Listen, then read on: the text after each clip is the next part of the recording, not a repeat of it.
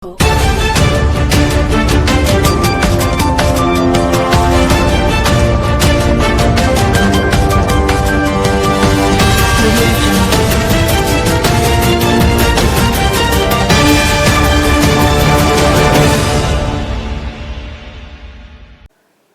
નામ કુલચા પારુલબેન રુસ્તમકુમાર, ગામ પાનવડ, મંડળનું નામ નિજાધારી મિશન મંગલમ. અમે 10 દિવસની ટ્રેનિંગ લીધી હતી. મીટિંગ ભરી હતી અમે બધા બહેનો મળીને.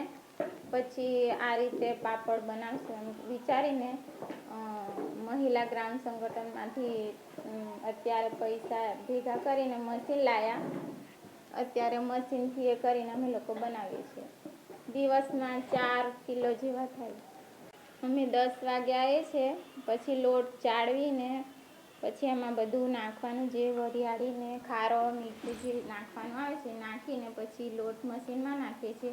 પછી જેટલું પાણી જરૂર હોય એટલું પાણી નાખીએ.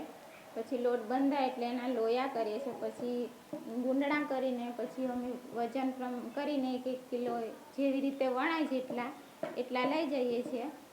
અને વણીને પછી ગ્રુપ બનાવી દઈએ કે આ બેન આ વણે પછી પેલા એ વારા પરથી ઉપર નાખવા જઈએ અને તેની ઉપર સાડી પર નાખીએ છીએ પાથરીને.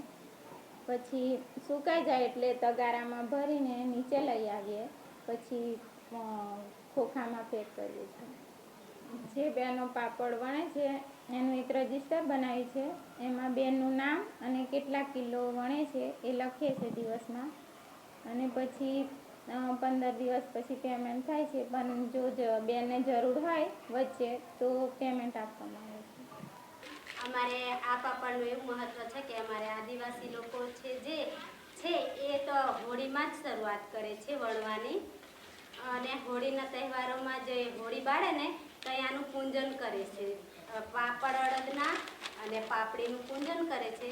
પછી એ તો તહેવારોમાં અખાત્રી આવે, કંઈ દિવાસો આવે કે કોઈક મહેમાન આવેલા હોય એના માટે મૂકી પણ રાખે લાંબા સમય સુધી.